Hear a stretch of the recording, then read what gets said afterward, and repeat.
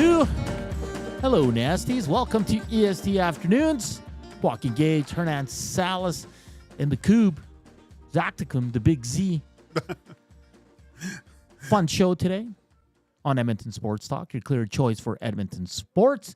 You want to listen to us, hit us up on the iHeart or TuneIn radio apps. Want to watch us, the classic YouTube channel, EST. Hit us up on the Nasty Chats. Already pretty busy, and there are lots of Oilers talk as usual. Text us at 780-218-9999. We're coming to you live from the William Huff Studios here in the west end of the city. Fun show today. Of course, we're going to talk Connor McDavid. J-Min Pelley from the Edmonton Elks will join us in studio at 1:20, 1:40, Hernan's World. And then James Lynch, MMA journalist. He's Lynch on Sports on YouTube and Sports Kita. He's going to tee up the UFC here in Edmonton that goes down Saturday. Kub is pretty excited for that. He's going to get in on the conversation there. He's going to join us at 2:30.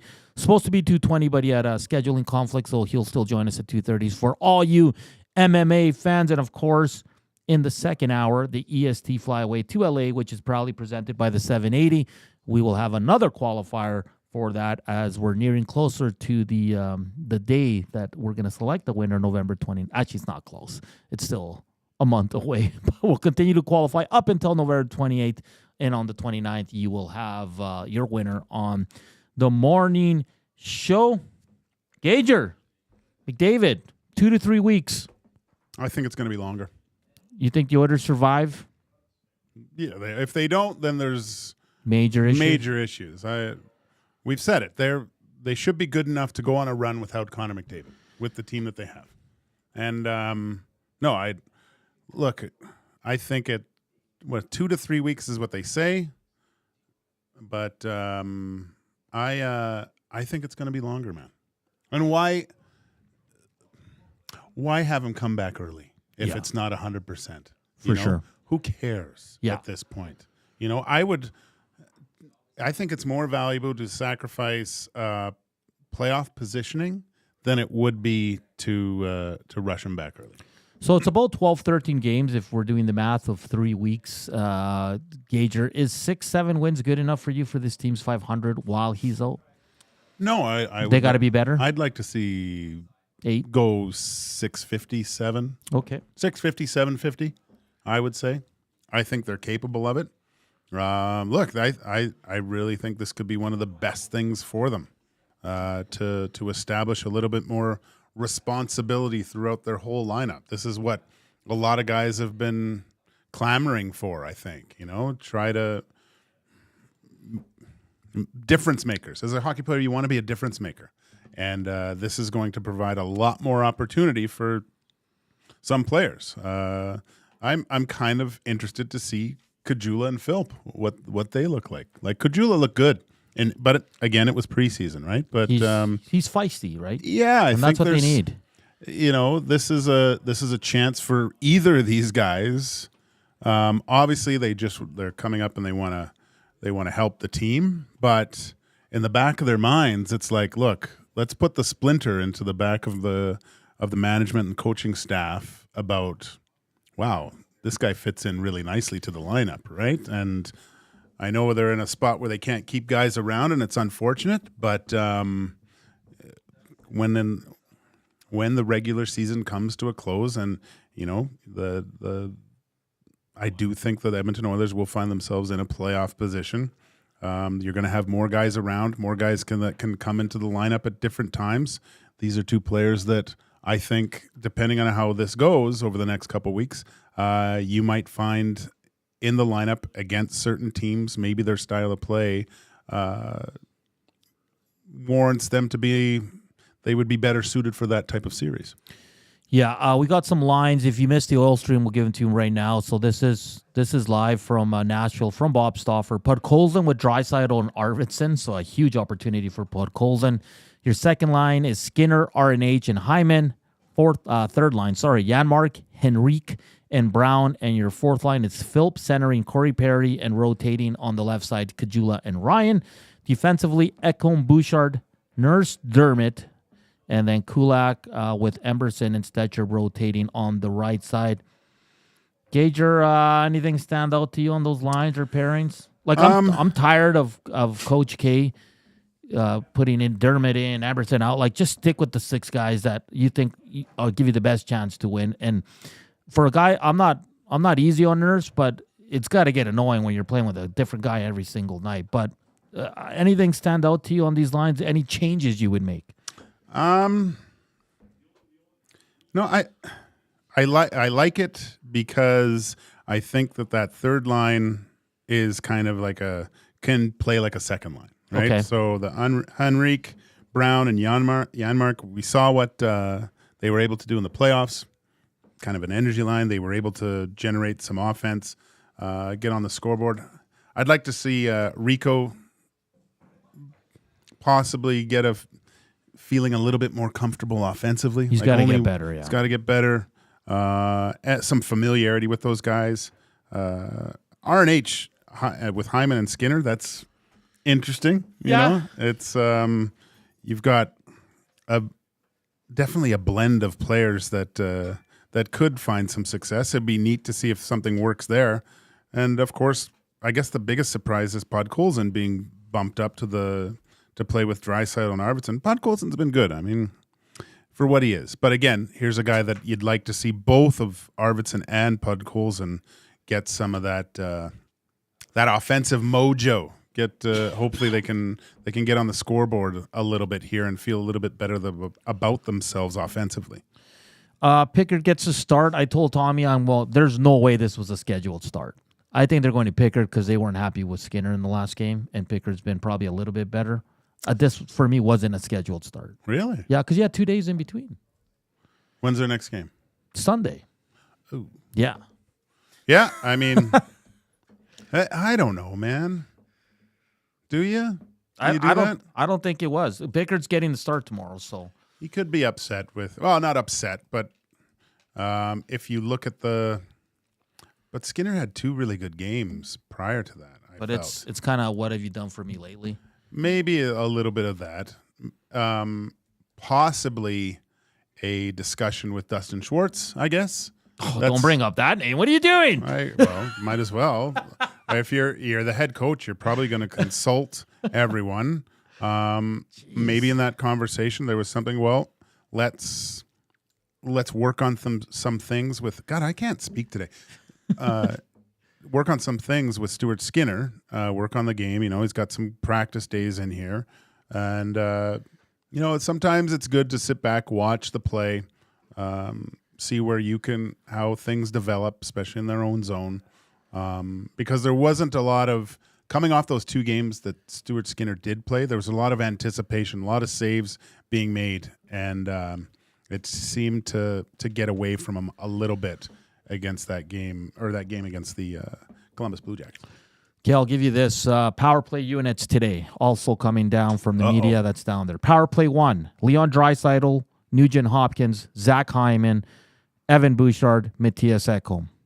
Wow. Second unit, Arvidsson, Skinner, Henrique, Perry, and Nurse. What do you think of that first unit? I'm surprised they have Ekholm and Bush together. That's what I said. But then Tommy made a really good. It was like a rebuttal. He said, yeah. Maybe Leon and those guys need a power play where it's going to be more simple because you have 2 defensemen, put pucks on net, crash the net. Ekholm's blasting it if he gets a chance, or That's or what I getting mean. it through. So, yeah. And you know what? It's old school a little bit with 2 D-men. It is old school. I mean, back in the day, that's how power plays looked. And then you wouldn't see the umbrella till it went to like a 5-on-3 usually, right? But now it's all umbrella.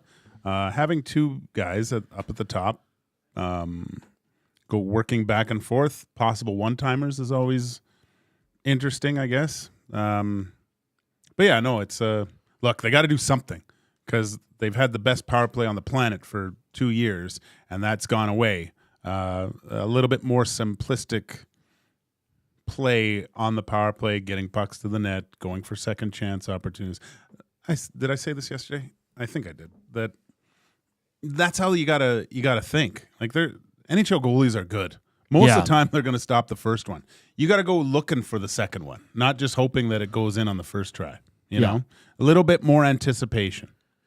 Yeah, so definitely some interesting stuff going on here. I hope Kajula and Phil both draw in tomorrow. I'd like to see them, what they can bring to the team. Again, I'm not putting a lot on them. I don't think it's on them to turn this team around. It's the big boys here, Gager. There's no more excuses for this team. Everybody's got to be better. So do you think Phil plays? Well, he's centering the fourth line. Well, it's him and Ryan, right? Well, rotating was Ryan and Kajula on the left wing. Okay. Yeah. Oh.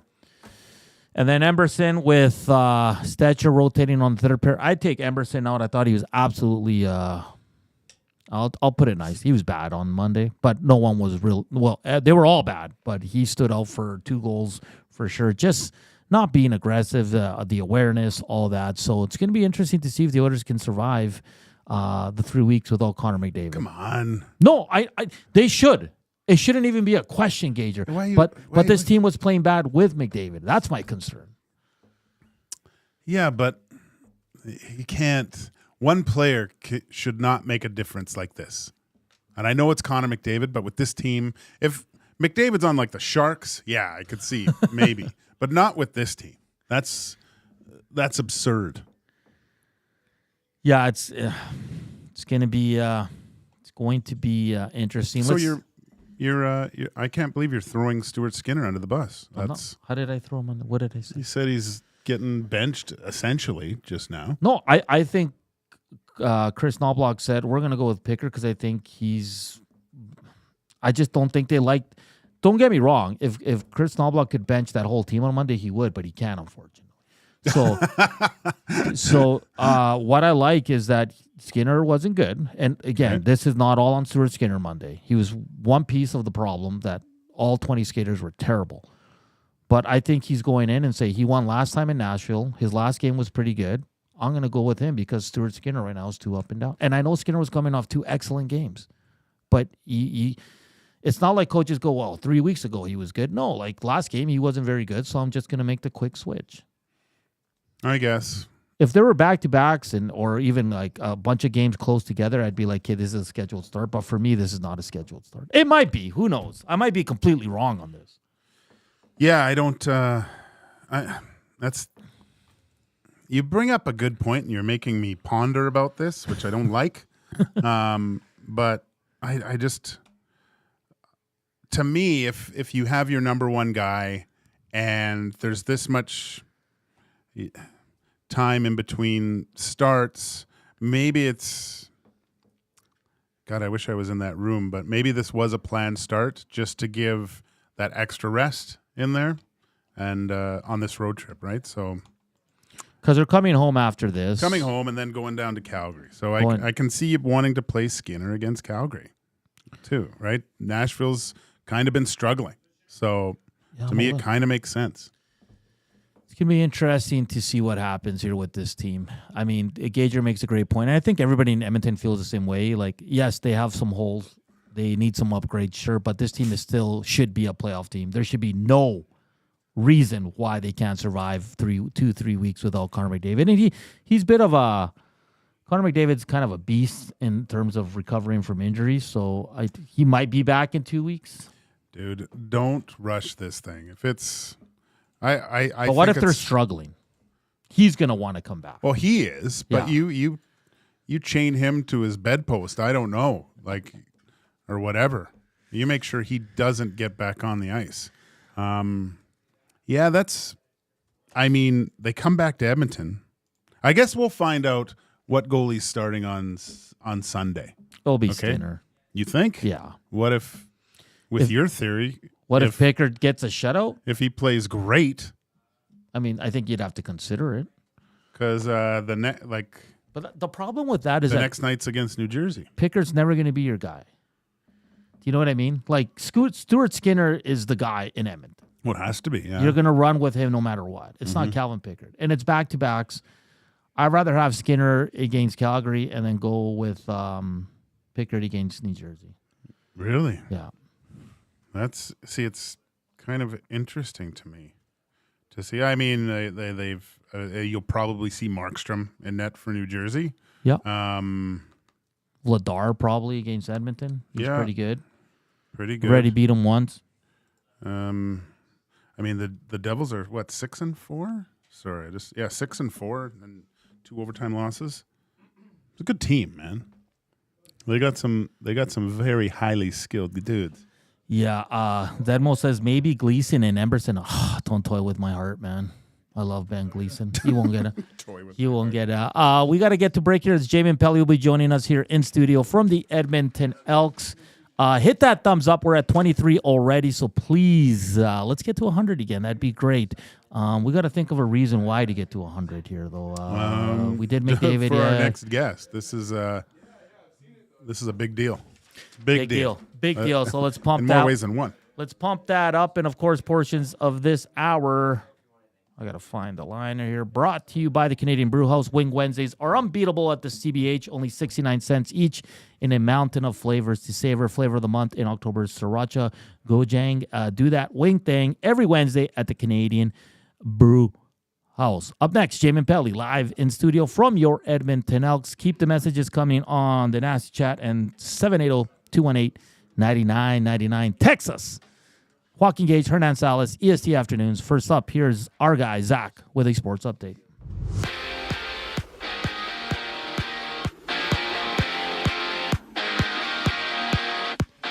Connor McDavid will miss 2 to 3 weeks after suffering an ankle injury midway through Monday's game against the Blue Jackets. He twisted his ankle while falling into the boards, immediately heading down the tunnel after play. And the NHL has 6 games on tap, including the Red Wings facing the Jets, the Flames in Utah to take on the Hockey Club, while the Canucks duke it out against the Devils. And in the CFL, the Stampeders have announced the release of Mark Killam, Brett Monson, and Jawan Simpson from their coaching staff. And as per Adam Scheffner, the Carolina Panthers will have Bryce Young as this week's starter, keeping Andy Dalton to the bench. For the Raptors, Scotty Barnes has been diagnosed with a right orbital bone fracture after taking an elbow Monday night against the Nuggets. And Barnes will be reevaluated in 3 weeks, meaning he'll miss at least 11 games for the team. The Raptors are on the court today with the Hornets, while the Celtics meet the Pacers. The Nets face the Grizzlies, and the Spurs battle the Thunder. And it is the Dodgers' second chance tonight to knock off the Yankees in the World Series to become MLB champions. That series is 3-1 in the Dodgers' favor. And just after the break, Elks defensive lineman J-Min Pelley joins Hernan Salas and Joaquin Gage in studio. I'm Zachary Kubusch, and that was your sports update. Ready for an unforgettable sports experience? It's the EST Flyaway to LA. Presented by the 780. Listen daily for the EST Flyaway keyword. Once you hear it, text us at 780-218-9999 for your chance to qualify to fly to LA. Round trip flights for 2, hotel and car rentals, all to go see Edmonton face off against either LA or Anaheim. Plus, experience the brand new Intuit Dome as the Clippers tip off against the Warriors, and top it all off with the Rams kicking off against the Cardinals at SoFi Stadium. This is more than just a trip. This is the ultimate sports experience. The EST Flyaway to LA, presented by the 780 and Edmonton Sports Talk, your clear choice for Edmonton sports. Since 1952, William Huff has been the heartbeat of Edmonton's advertising world. From humble beginnings to a citywide powerhouse, we've been the go-to for signage from print to design and installation. Partnering with Edmonton's top sports franchises and major events, we've helped shape the city's global reputation. Our secret? Unmatched customer service, decades of experience, and a passion for excellence we call the William Huff Advantage. Visit us online at williamhuff.com. You want the heavy hitters on your team, both on and off the ice. If you've been injured in a car accident, call the heavy hitters of Injury Law. James H. Brown and Associates, Alberta Injury Lawyers. With over 200 years of combined injury law experience, their precedent-setting lawyers are ready to help. Locally owned and proud Edmonton Oiler fans, James H. Brown and Associates wants to support you with their unrivaled experience, unrivaled results, and unrivaled commitment. When accidents happen, head to jameshbrown.com.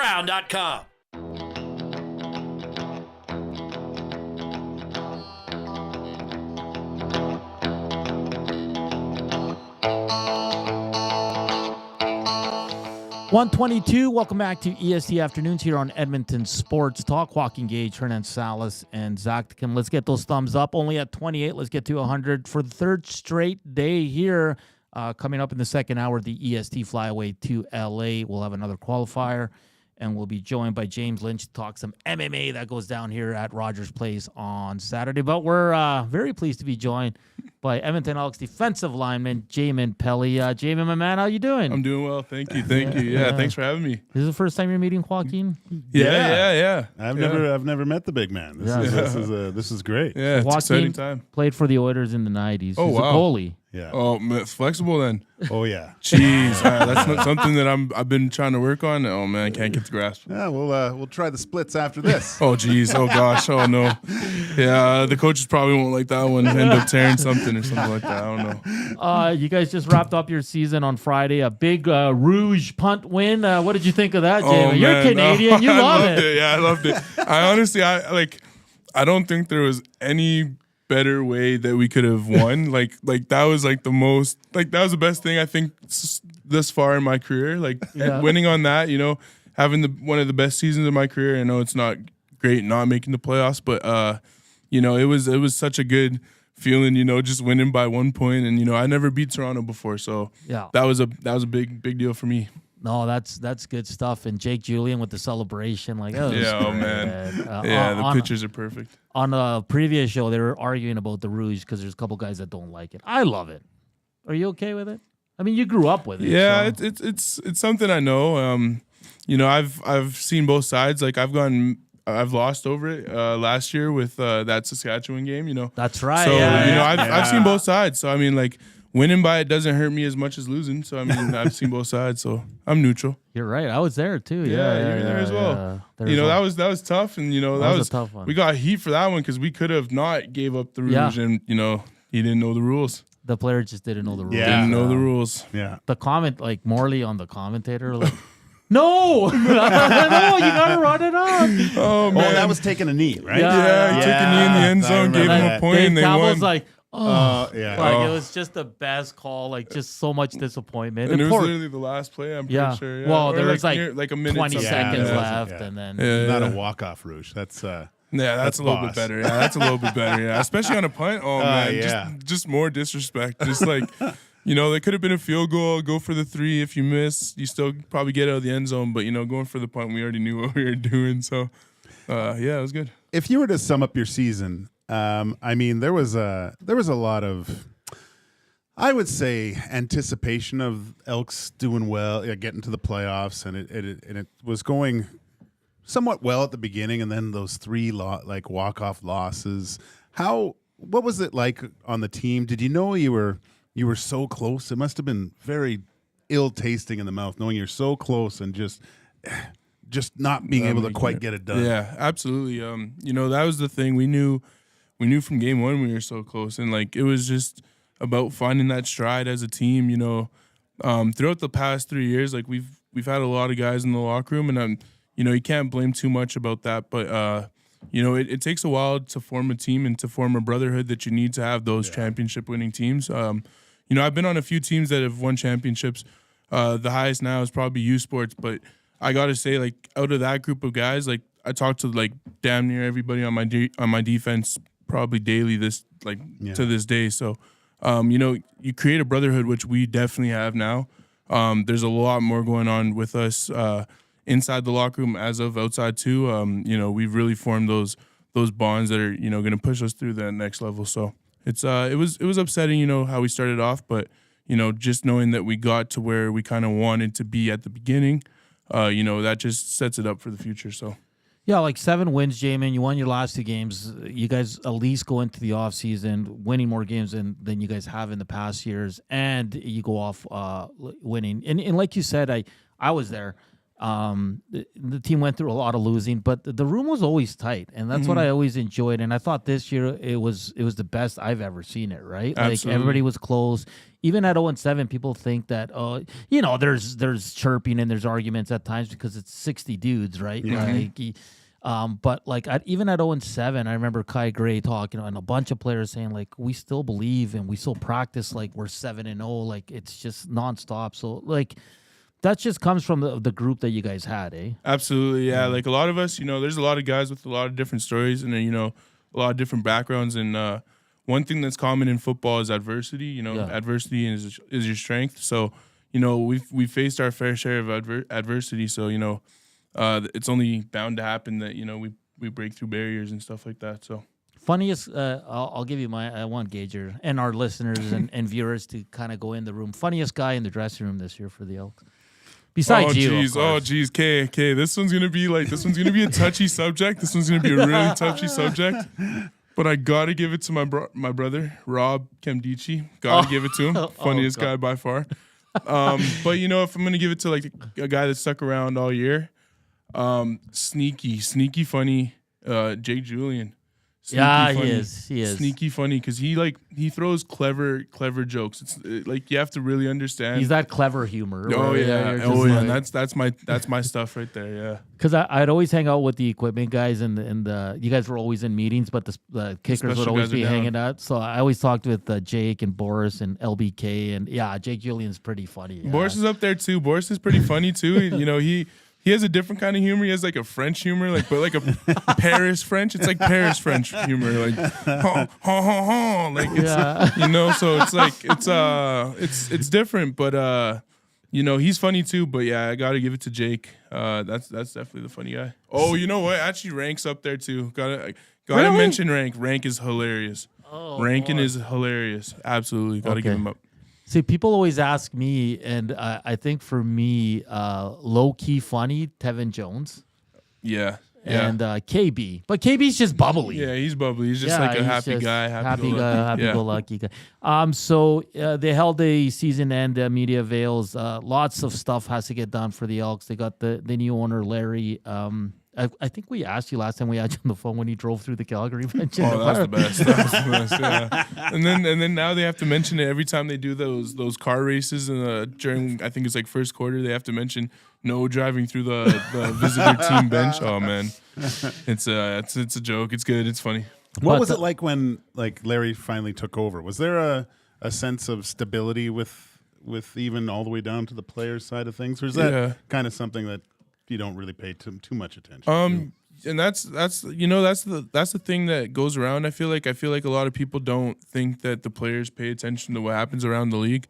But you know, we've seen what private ownership can do for teams. We've seen like BC, like even stabilizing Montreal, and you know, seeing what it can do for teams. We knew that it's going to be obviously a better opportunity for the team, and you know, seeing how community-based Larry is, because I'm a big community-based guy. Hernan will tell you, I love doing the appearances and, you know, going to schools, and it's not for myself. It's, you know, to reach out to these kids, and seeing that the ownership people were the exact same, they felt the exact same way. That was huge for me, and you know, they had a night, the last game, where they had all of our wives and girlfriends, all of our significant others and kids, whatever, come in. And they went through the booth, and you know, they had gifts, and they were telling them their mission of the next year, and it was really cool for them to tell you know, our wives how much they're important and stuff like that. So you know, Larry coming in has been a big blessing, and you know, we're very happy to have him for sure. Nice. Yeah, you know, he's a season ticket holder fan of the team. I got to meet him briefly because I was leaving by the time they brought him in. I think I had 2 weeks left, so I think I met him twice. There, but exciting times for the Elks. J-Min, I mean, I know you can't reveal too much. I don't know if you know, but like, you know that they're bringing in a new president, and then they're going to decide on the rest of the moves there. But for the guys in that room, like seeing these moves, it's exciting, isn't it? That you're going to have a new president. Rick's been amazing. Rick's awesome. Oh, yeah. He's a veteran. Oh yeah. Absolute beauty. But to have, knowing that you're going to have a new president here shortly, and then he's going to decide what the coaching staff's going to look like. For players, is it exciting? Is it kind of, do you worry about it, or like, where do you stand on that? You know, personally, I can't speak for everybody on the team, because you know, everyone has a little bit of different opinions. But personally, I have mixed feelings about it. You know, obviously I can't be angry about it, but I'm a little nervous because if you remember 2 years ago, we had you know, completely different defensive coaching staff. So I just got to know this past season's coaching staff, and you know, like, they're really good guys, like the first group, and you know, not having certainty that those guys will be back, you know, kind of makes me nervous, just not knowing who our coaches are going to be. But at the other hand, you know, I'm excited for the the head down to be, fresh and new and excited to see who it is and what they bring to the team. So I'm definitely excited as well. Is for the new coaching staff to come in, and obviously the new defensive structure probably changed somewhat a little bit. Is that kind of exciting for you, or is it nice to have a little bit more familiarity with guys that have been there before? Like if it comes in and just everything completely revamps, and you kind of go through that whole process of proving yourself to a coaching staff, sometimes can be a little bit intimidating. Sometimes for certain players it can be a little bit exciting, like a fresh start. Yeah, absolutely. I think on the point of having new coaches that I wouldn't know, that, like you said, that's a challenge that I like to take on. So I'd be excited for that. Yeah. But on the other hand, for me personally, I like when I'm in a game, I like knowing all my plays. I like knowing what the coach is going to call before you can call it, because that's honestly with DCs. You when you start playing with them, and we have an 18 game season, right?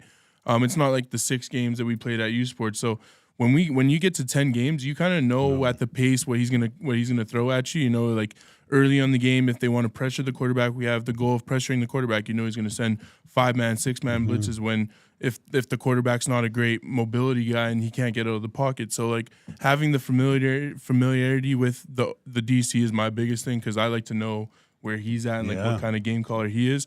And Shiv's been nothing but great, like a young coach that likes to get after it. And I've really loved how he coached us up and stuff. So I'm excited still. So like whoever it may be, I'm excited. The coaching staff, I'm sure, will be great. And I'm just I can't wait to get after it next year. J-Man, you played 11 games, the most you've played in your first 3 seasons. Is it? I think I played 17 or 16 my first year. I'm pretty sure. Jesus, Hernan. Yeah, well, that's what the CFL says. I think you're right, because the CFL site's usually wrong. Let me double check. Yeah. I played. I'm being real here. Like the CFL has some stats are just not accurate, so I apologize for that. But I think you did play. Yeah, I think 16 or 17. I think I was only out 2 games my first year. In year 2, I think you're right. Let's see. They're all the same. All right. Well. No, you're right, because 25 career games going into this year. So yeah, you played 16, then you played 9, and then 11. So I take that question back. I'm sorry. But it was no. You know what? It was the most games I played since all my injuries, which has been feeling very good. That's good. You were a guy. You're born in Calgary, born and raised in Calgary. Born and raised in Calgary. Yeah, at a hospital that looks very much like Grey Nuns. It's very scary. Very scary. Tough for you to be donning all the Edmonton colors. I think you're used to it now. Yeah. You're still loyal to the Dinos.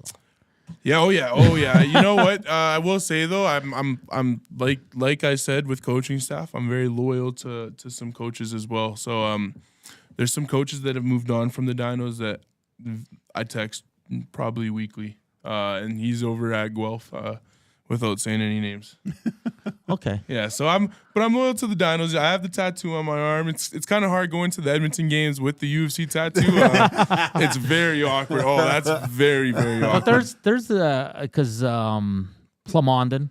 Yeah, he doesn't have the tattoo. He's scared out. I think there's only like 4 or 5 guys that wussied out, and he was one of them. Because your team that won the Vanier Cup in 2019, a lot of you guys on that team are in the CFL and playing a lot. Yeah, I think if you look at it, if you can add the years from 2021 and 2022, I think out of the 24 offense and defensive starters, I think there's about 18 of us that were on active CFL rosters. Yeah, that's crazy. So that's a hell of a good team. Yeah. Oh yeah, we had probably one, like, for the Dino's sake, I don't know. There's a lot of guys that are older than me that are really good. Shout out to my boy Adam Konar, but there's a lot of guys that were good on that team at UFC historically. But I think we were one of the best teams assembled for sure. You had the Phil Potts, Jeshwin Antwi, Peter Nicastro, Tyler Packer, Logan Bandy. Wow. Who else on defense? Charlie Moore, Grant McDonald, and Jack McDonald. Who else? Dean Leonard in the NFL right now. Wow. Nick Stats with Stampeders. Stats, And then there was a few more on my D-line. Plamondon, Josh Heyer got drafted to the Ticats. There's quite a bunch of us. Yeah. No wonder you guys won. I mean, There's a lot. you know, the one of the video guys for the Edmonton Elks, my buddy Brent Stevens, he's probably the biggest Calgary Dinos fan you'll ever meet. Oh yeah. Like that's his team. That's his team. So he's from Calgary. His dad does the radio for the Stampeders. He's legendary there. But he got a job with the Elks and everything. But he knows every dino that's in the league. Like, and you know this. Like, he's the biggest because he shot for them before he got. Oh yeah. Oh, really? Oh yeah. He was the best videographer I've had, and I can say that still because he's been mine in school and in the pros. He's the only one I've ever had, so he's been the best I've ever had, and he's really good at what he does, and he's a big UFC fan. He actually worked his way to go there. Like he didn't sign out there from high school. He ran track, so he went to like SAIT. And then, like, found his way to UFC, and he's been loving UFC ever since. Probably before, too. We had Nick Anderson on a while back. Actually, I think he had 7 tackles the next game. So if you join our show, you have a good game. There we go. All right, there we go. So next year. What's the ceiling for him? And I want to get your opinion because he mentioned when we were talking to him, he said, God, I wish I would have known about the CFL earlier. And I would have made this decision. It would have made my decision making a lot easier. Why is it that a lot of places south of us don't have enough information about the CFL? Just because honestly, the way that the game's treated, I think they look at like the rules, and when you look at a large population, because NFL is by far the most watched American football league. When you look at something that goes kind of against the norm, people tend to not really want to, try it out. So that's a big thing, I think. And when guys get down south, it's the D1, the D1 love. When you get there, the ultimate goal is the NFL, as it is for everybody in the CFL too. But the CFL isn't just some random league that doesn't do anything. It actually gives the guys big opportunities.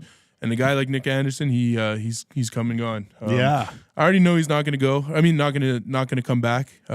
Once he's gone down south back again, I'm pretty sure he's going to stick. He's been my roommate. Oh yeah, yeah. He was my roommate for my first 5 games, and getting to know him as a person has made me root for him more than just a player. Which as a player, I root for him 110%. So, his ceiling is whatever he wants it to be. And I'm pretty sure he wants it to be really high. So he has a bright future, and I know wherever he goes next year, he'll do great things. So well, damn it, J-Man, we want him back here. I do. Oh man, yeah, you're telling me.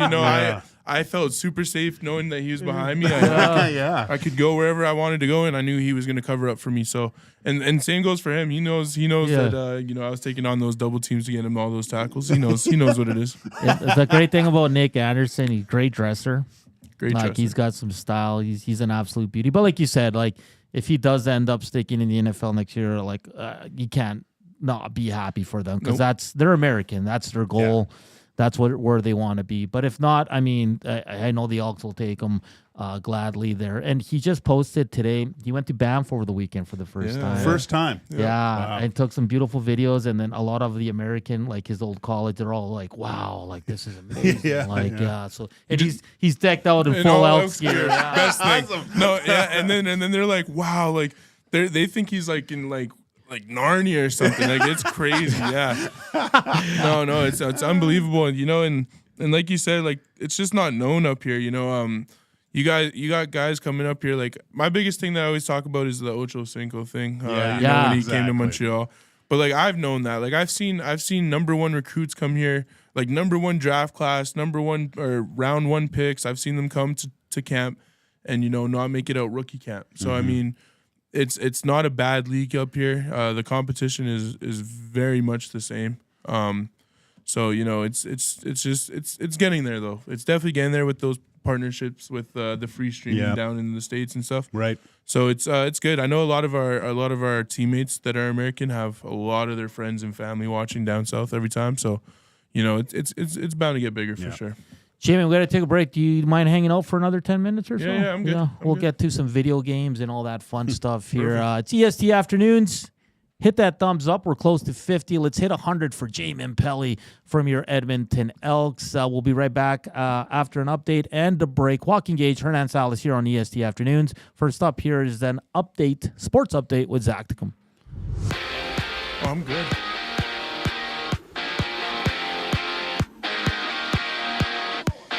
It's confirmed that Connor McDavid will be out of the lineup 2 to 3 weeks due to an ankle injury he sustained Monday night in Columbus. And the Oilers play their first game without their captain tomorrow against the Preds. Tonight, it's the Golden Knights battling the Kings, the Avs meeting the Lightning, and the Islanders taking on the Blue Jackets with 6 total games on the slate. And it was the Calgary Stampeders announcing some coaching changes, including the release of Brent Monson, Joanne Simpson, and Mark Killam. Scotty Burns will miss at least 11 games for the Raptors after suffering a fractured orbital bone in the right side of his face. He suffered the injury after absorbing an elbow Monday night and is expected to be back by mid-November. The Raptors are in action when they tip off with the Hornets, having 11 total games on the schedule in the NBA. And it's the Yankees trying to fight their way back in the series, down 3-1 against the Dodgers. And just after the break, J-Min Pelley continues his conversation with Joaquin Gage and Hernan Salas here on EST Afternoons. I'm Zachary Kubusch, keeping you up to date. Wake up with the Nielsen Show with Dustin Nielsen and Lieutenant Eric. Weekday mornings 6 to 9 on EdmontonSportsTalk.com. Book your holiday party at the CBH today. The Canadian Brewhouse is your ultimate destination for events, parties, fundraisers, and more. 'Tis the season to celebrate. Visit and book now in-store or at the Canadian...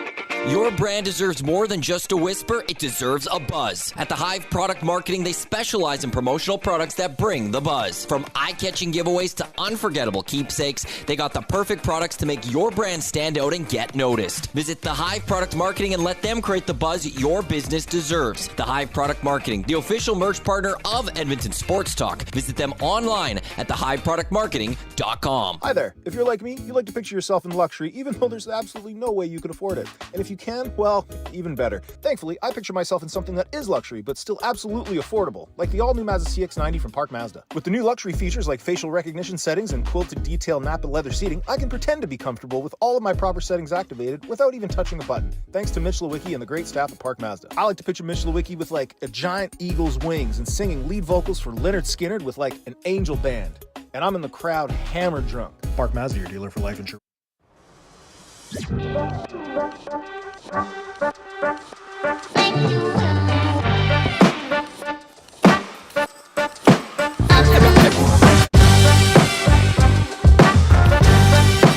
1:45. Welcome back to EST Afternoons. Joaquin Gage, Hernan Salas, and Zachticum. Let's check these thumbs up for J-Min.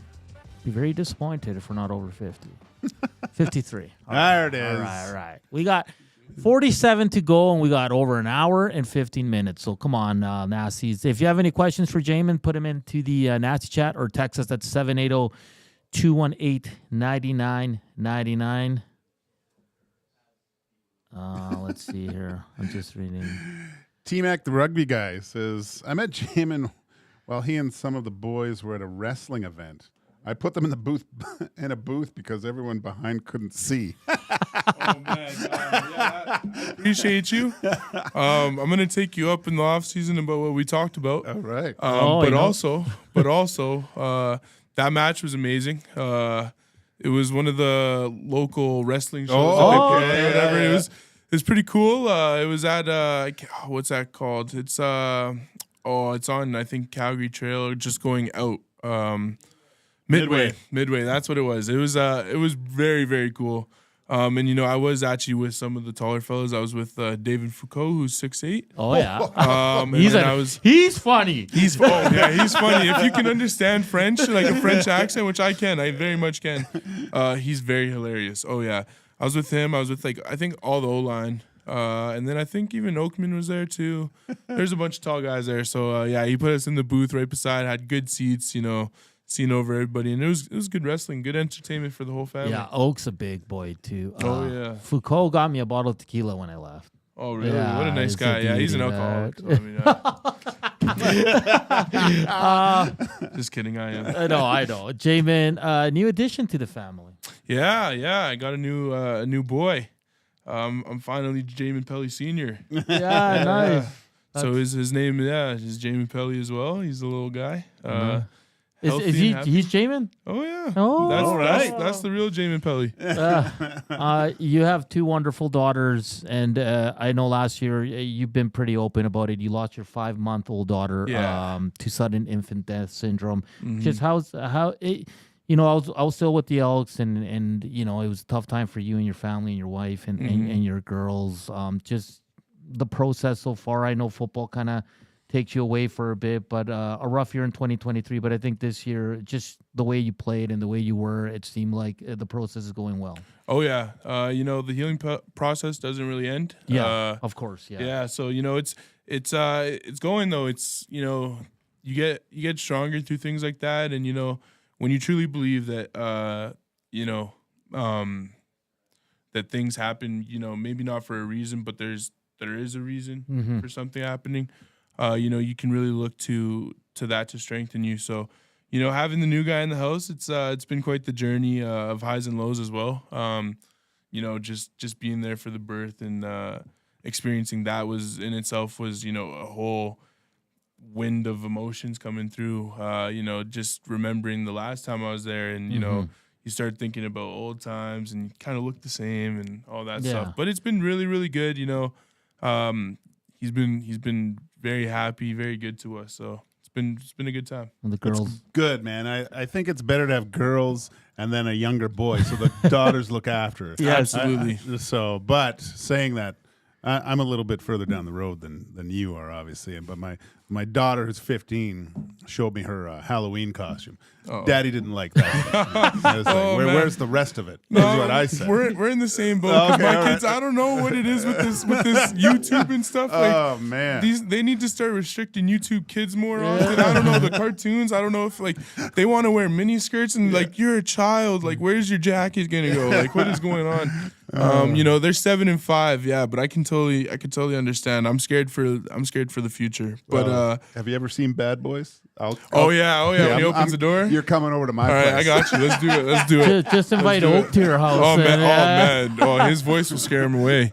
Well, I just want to say, I saw what you went through, and you and your wonderful partner there and your family, and I know you got a lot of support from the Elks and your teammates and friends, and I just think what you've done and the way you carry yourself is just, you're an amazing human being, and I've always said you're one of my favorites, because at your age, to go what you went through and be a pro and be a dad and be everything you are in that dressing room, I just want to give you kudos for that, because you're excellent. Thank you. Yeah, it's that's the thing. I just try and tell the guys, we're all going through things. I never try and compare anyone's situation, because you never know how that can affect someone. Yeah. I've seen people get affected by stubbing their toe, they've been shot in the chest. So I mean, you never know what someone's going through, and everyone reacts different. So I never try and compare, like I said, but I do also try and know that everyone has a reason, everyone has a purpose. We're all here fighting for something. So whatever you got to give, that's what you need to give. So yeah, no, that's great, J-Min. Absolutely wonderful family.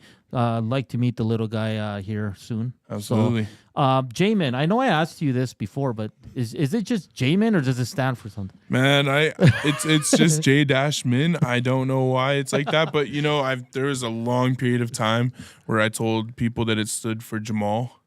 And I don't know why. I don't know why I chose Jamal. I'm not a liar. It was just kind of like a soft joke. They're not going to call me Jamal. They just call me J-Min. But when they asked for it, I said Jamal.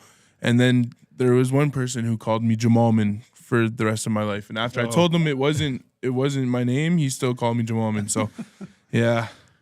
So the Elks have West Division All-Star selections: Eugene Lewis, Mark Cordy, Lucius Purifoy, my man, Elliot Brown, the guy who's allergic to apples, but his family always enters back home where he's from an apple pie eating contest. This is a great story. I'm just like, that's bizarre. Martez Ivy, who's also pretty funny. Jake Julian and Nick Anderson. So good for them. Nice. That's awesome. All well deserved. For sure. J-Min, let's get to the hard-hitting questions here. You're a big gamer, man. Oh, yeah. Oh, man.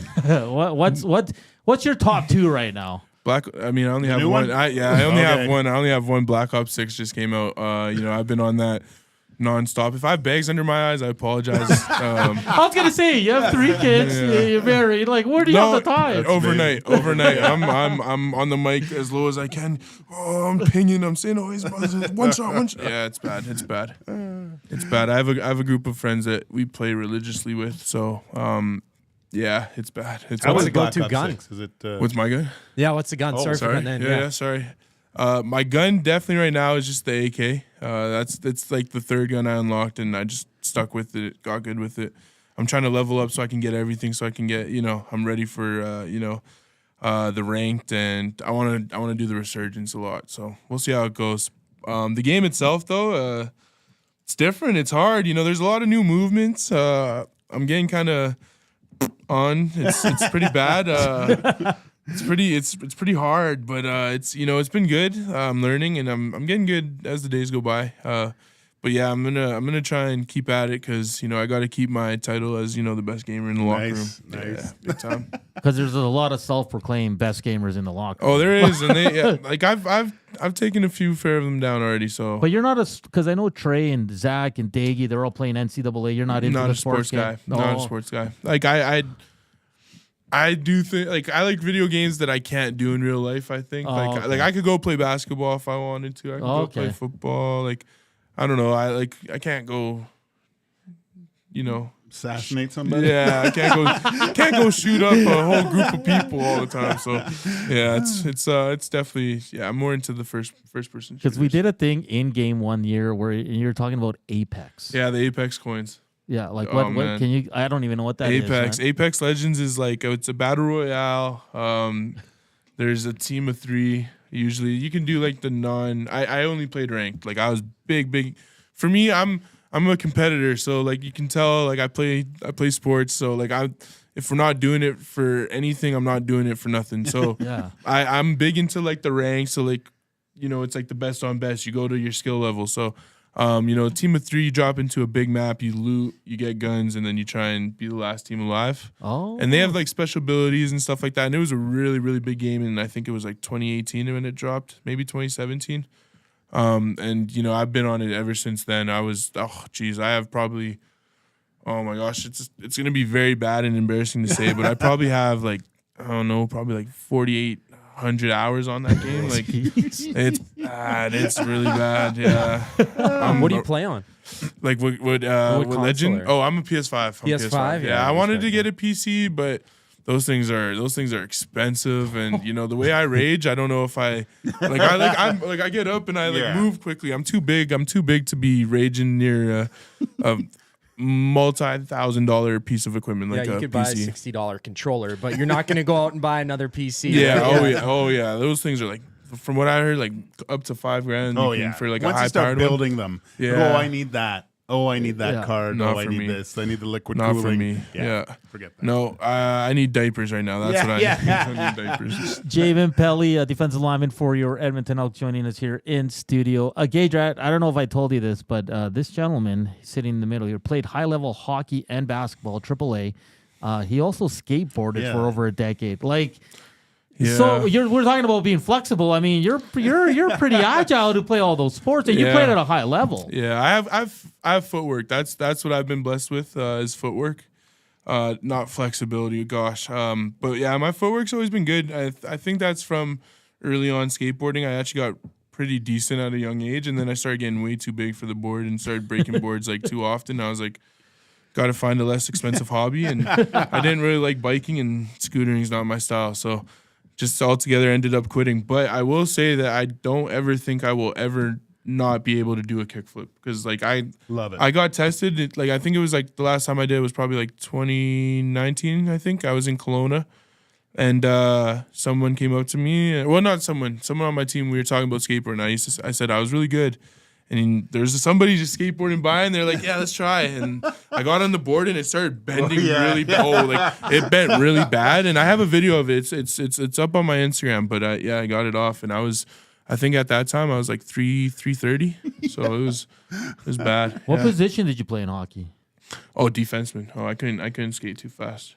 Well, you can skate backwards. Agile, good on my feet. That's pretty cool, man. I probably wouldn't mind you defending for me. That would be great. It wasn't bad. It was We gotta get you off.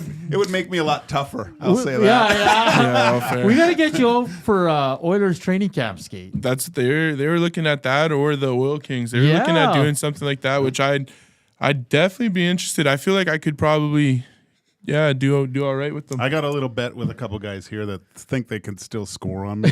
There's not a chance. Oh, no? So maybe I'll come out. Yeah, I'll come out. to that. I like this duo right now. I'll come out. I have a stick and gloves at home. I just need to go get some skates. Okay, I think. sweet. Yeah. I think my skates. I don't think they sell T-blades anymore. I used to have those the T-blades. yeah, I used to have those- grafts with T-blades. All disgusting. That Are you a lefty Must have or- sounded terrible. Yeah, I loved it. Do you shoot right? Because the Oilers Right. are looking for a right shot jeez. defenseman. Oh boy, we might have to get you a tryout. Oh man, hey, Never been dual sport. hey, hockey yeah, football. holy, You yeah. can be like Bo or Dion. I don't know or- if I'd be. I don't know. It'd just be a single sport, man. Oh man, just on the PK, just on the penalty kill. Okay, yeah, I'd be there. I'm there. And also, you're a big dog guy. I've met your dog, the Great Dane. Yeah. His name is Django. Yeah. How's that? I was gonna say little fella, but he's enormous. He's with family now. We don't have him anymore. So since the baby came in, I guess. Yeah. So the baby came in, and we unfortunately had to just give him away to our family down back in Calgary. So it's been okay though. We still see him, but I don't go to Calgary at all. So I honestly don't. I think the last time I've been to Calgary besides for the games was I think back in 2022. 2023. It would have been like January 2023, like right away. Yeah. Your whole family's from Calgary? Yep. Yeah. My grandparents are from Nova Scotia, but yeah, my super immediate family is from Calgary. That's awesome. Awesome stuff. We're at 68 thumbs up. Let's get to 96. He wears number 96. Hey, there we go. He wears. You still wear the visor? Oh yeah. Yeah, I you look can't take it scary off. when you're in full uniform with Appreciate the it. tatties and the visor. Yeah, I can't take that thing off. The lights really bother me. The lights are when it's late night and those lights are on, and I'll catch it at like the wrong angle with my helmet off, and I'm like blinded. I can't. Yeah. I saw you and Luchas did the scary house here in Edmonton. Oh yeah, dark. How dark. was that? It I was saw good. you It get was scared good. one time. Man. Yeah, because I went. It was like the sheets. It was like a clothesline of sheets, and they're like bloody or whatever. And there's like 3 of them. So we went through the first one, and I was like, okay, cool. And then we went through the second one, and I went around, and I like turned around really fast to scare Brent, the camera guy. So I turned around really fast and I scared Brent, and he like jumped, and then I was like, I don't know if you could see it, but the camera guy got scared. And then as I was talking in the camera, the guy came up behind me. So then when I turned around, he was like there with the axe, and oh man, yeah, that was bad. That was really bad. If Holy you'd like to smokes. watch it, just go to the Go Elks YouTube. It's Oh, the jeez. Our City series that they've done a great job. You've done it all year. All of them. You've Yeah. been absolutely great. But Appreciate it. J-Min, thank you for joining us. Thanks We'll for have to having me. bring you in the new year. Oh, yeah. Maybe when we get closer to camp. Well, I see you're looking for work, so I don't know. Hey, yeah, let's do it. Yeah. You've been great. Our listeners love you. When we had you on the phone the other time, they're like, please bring him back. And I'm like, you know what? Let's get him in studio when the season's over because you're an absolute beauty. Oh, I love you You're guys. one of my favorites. I'll continue to follow you guys, supporting you guys, and say hi to the fam and the kiddos. And thank you for joining us. Appreciate it. Thank you for having me, guys. Appreciate it. Thank you. It's been great. And then we'll set up the duo, Gager and J-Min against Tommy and Dusty, because they're the ones that think they can score on you, right? Okay, there we go. All right, we got it. There we go. Coming up in hour 2, we're going to be joined by James Lynch to talk some MMA, and it's also the EST Flyaway to LA, which is proudly presented by the 780. We'll have another qualifier shortly. That's all coming up here on EST Afternoons. Joaquin Gage, J-Min Pelley, Hernan Salas, and right now let's get to a sports update with Zachticum. Celebrating 70 years in the signage industry, William Huff Advertising is the most recognized name in the game.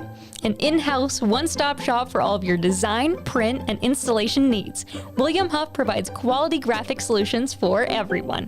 Here in our City of Champions and throughout the nation, they are the preferred signage partner entrusted by many of the biggest corporations, pro sports teams, and organizations to bring their identity to life. Recognize the name, get in the game. WilliamHuff.com. Looking for a winning strategy for your retirement? Contact me, Joaquin Gage at K4 Financial, where expertise meets dedication. I will always look for a careful approach to your retirement, ensuring your financial future is secure. From tailored strategies to clear, actionable advice, I'm here to guide you every step of the way. Don't leave your future to chance. Get in touch with me, Joaquin Gage, today at k4financial.ca or email joaquin.gage@k4financial.ca to start planning for a brighter future and a more secure retirement.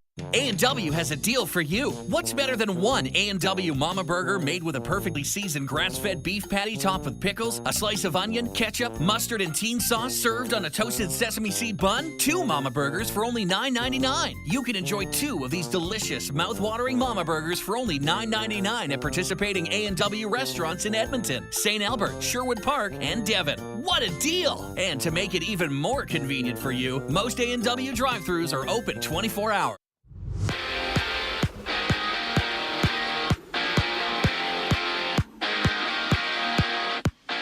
Captain Connor McDavid has sustained an ankle injury and will miss 2 to 3 weeks for the Edmonton Oilers. McDavid twisted his ankle Monday night against the Blue Jackets after falling into the boards, immediately leaving from the game.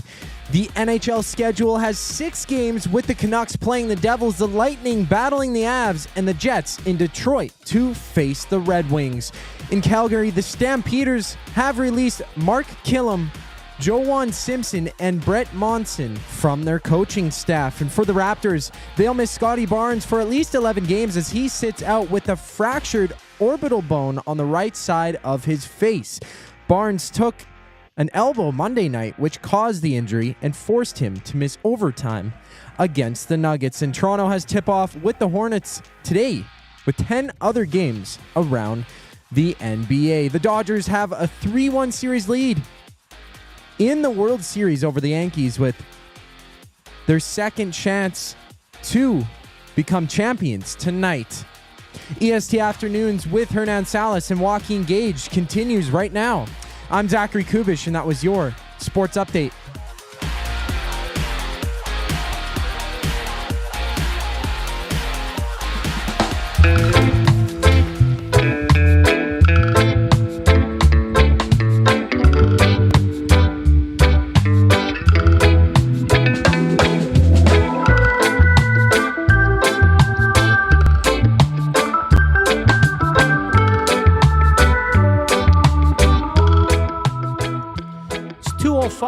Welcome back. Hour 2 of EST Afternoons. Joaquin Gage, Hernan Salas, Zachticum.